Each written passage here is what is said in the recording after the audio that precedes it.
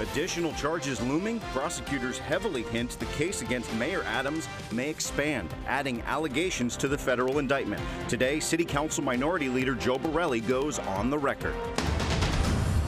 Rising concerns over safety as the Jewish community prepares to mark 1 year since the October 7th Hamas attack.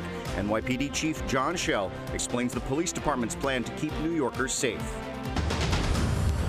And the race for New York Senate seat. Incumbent Kirsten Gillibrand facing Republican challenger Mike Sapricone. Gas prices have come down. We've done a lot in government to try to address other costs like healthcare costs. Everybody says I'm an asylum seeker. There's rules and laws in place. We need to enforce those. We need to decide. We can't just let everybody come to the country for no reason. Picks on Politics starts right now.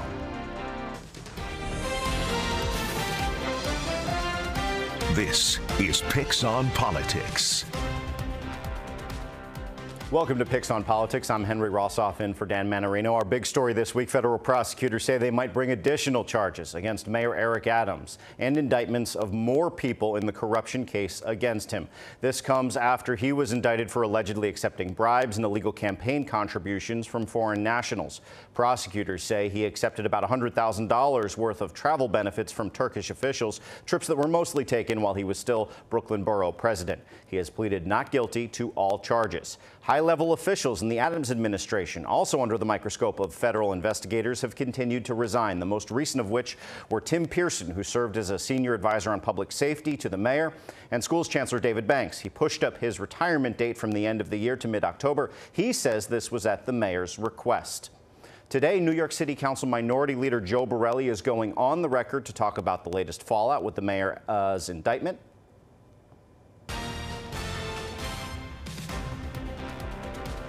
Councilman, thanks for joining us today. It's good to see you. You too. So the mayor's trying to be business as usual. He says that's the way forward to run the city. He's referring most questions to his lawyer. Can he keep running the city? I think it's a tough question to answer. I mean, certainly I have utmost confidence that the fires will get put out by the fire department and the garbage will get picked up by the sanitation workers.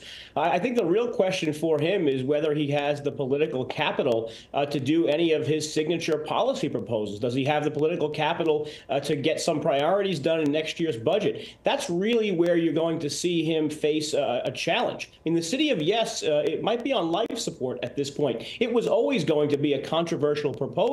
But without, real political chips to play poker, I don't know if the mayor's going to have much luck. You're talking about the mayor's expansive proposal to rezone housing, which we won't get into now, but just so our viewers get caught up. Let's talk about the Marist poll that just came out.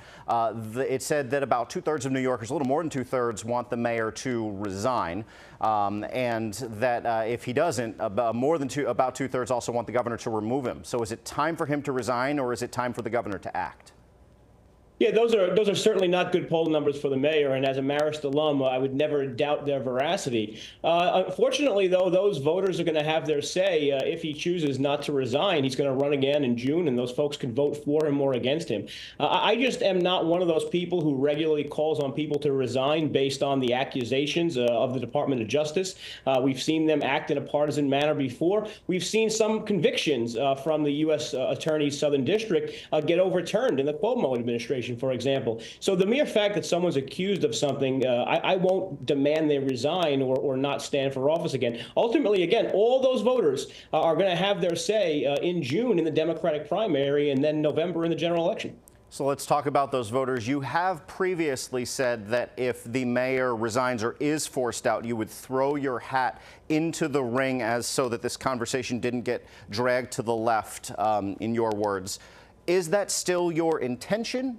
Any thought to actually just running next year? Yeah, I mean, absolutely. I mean, you see who's chiming in saying the mayor should resign. It's mostly people on the political left who are upset about some things that he was doing. That's neither here nor there. But they're all people that want to run. And I think if any one of those happens to win, it won't put our city on the right trajectory. I think there's a lot of appetite for a mayor, even if they're serving a short term, just the balance of Mayor Adams' term. I think there is a majority of Americans who want to see their streets finally get rid of open-air drug markets and prostitution. We want to see a mayor use the 30-day, 60-day evictions to start to wind down the migrant crisis. And we want to see a whole host of things that someone who's moderate can do. And Henry, next time you guys have a consultant on Picks on Politics, ask them why there's so much belief that progressives would win in a ranked choice race. The last time we had a ranked choice race, Eric Adams and Catherine Garcia, the two most moderate candidates, were the ones who got the most votes at the end of the day. So now you're opening that election up, ranked choice, nonpartisan, to everyone, Republicans, blanks, independents, and anyone who's registered to vote in New York City. So I think I'd have a good chance, especially when people realize that their frustrations could actually be addressed by someone who's not pandering to the woke left. So you're saying that the ranked choice wouldn't work against you with the progressives sort of rallying, behind one candidate through the ranking system. Instead, you'd try to recruit the moderates and, of course, the Republican supporters. That's what I'm saying, Henry, and I want you to ask the next time you have a Democratic consultant saying the opposite, I want you to ask them why it didn't work in the Democratic primary when it was only limited to Democrats. Let's talk about matching campaign finance, because you wrote an op-ed about this saying that there leaves room for corruption. Certainly, federal prosecutors pointed to the matching campaign funds in this indictment of the mayor. That being said, it's designed to give political underdogs, or those who are underfunded, sort of a leg up to compete in politics. Should the whole system be reevaluated in your view? Should part of the system be reevaluated? What's the fix here? Look, I'm not questioning the motives or the interest in the public in helping underdogs win races. That's not what it's about. But we've seen decades of corruption through this system, going back to the very guy who actually thought up the idea and introduced the bill. He was convicted of straw donor campaign violations. We just had, the day after I published that op-ed, literally the day after, we had another indictment of a person running for Brooklyn Borough president who, again, used straw donors to try to bilk the taxpayer out of their money. So this has been a system that has only led to corruption and really not prevented anything. We're not any less corrupt than we were, 25 years ago, as evidenced by all the indictments and seizures and federal raids. The only difference is we pay about $130, $140 million every time we have an election. Let's talk about some of these big House races we have here in New York, particularly in Long Island and in the Hudson Valley. I'm actually hosting next week a New York 17 debate, a New York 18 debate. We have a New York 17 debate coming up. So a lot of focus on these races. What messages, in your view, particularly for Republicans who you, of course, are in more touch with, are resonating with voters in the suburbs? Look, it's the economy and it's the migrant crisis. It's the border. This might not be the case in urban New York City, but it sure as heck is the case out on Long Island and in the Hudson Valley.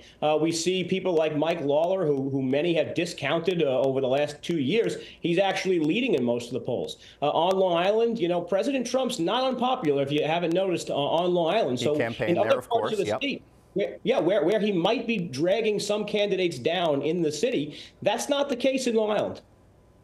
What about Governor Hochul's approval? Let's talk about that, because her approval, according to Pix 11's recent exclusive polling with Emerson College in the Hill, it just found that 29% of New Yorkers approve of the job she's doing. Let's compare that to President Biden, for example, at 43%. There's the graphic right there. In the same way that you're saying former President Trump might be lifting Republicans in the burbs, is the governor dragging down Democrats in the suburbs?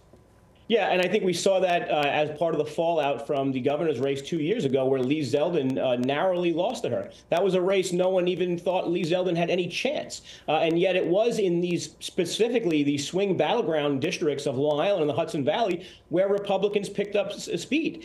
I don't think you're seeing the same support for Kamala Harris that you might have saw for Joe Biden, certainly not that you saw perhaps against Donald Trump in 2018. So it's going to be tough for those 5 or 6 seats where Democrats think they have a chance of taking back a seat. I think it's going to be very, very difficult for them to pick up ground. Certainly, the one to watch is Anthony D'Esposito. That's probably the toughest seat. But in some of the recent polling, he's doing pretty good, and we really shouldn't expect that to change too much over the next 30 days. Of course, Congressman D'Esposito, controversy over who he's hired and put into his office. I'm not going to go into much detail there, because I don't want to go after the congressman without giving him a chance to defend himself, but we've reported on that. Finally here, I did just want to talk a little bit more about the migrant situation. Truly resonating in the suburbs, and here's why I ask, because I've spoken with immigrant advocate groups in the suburbs and say physically there's just not a lot of migrants who filtered their way into, say, Suffolk County or the upper Hudson Valley. Really? You're hearing that is a big issue or a big concern?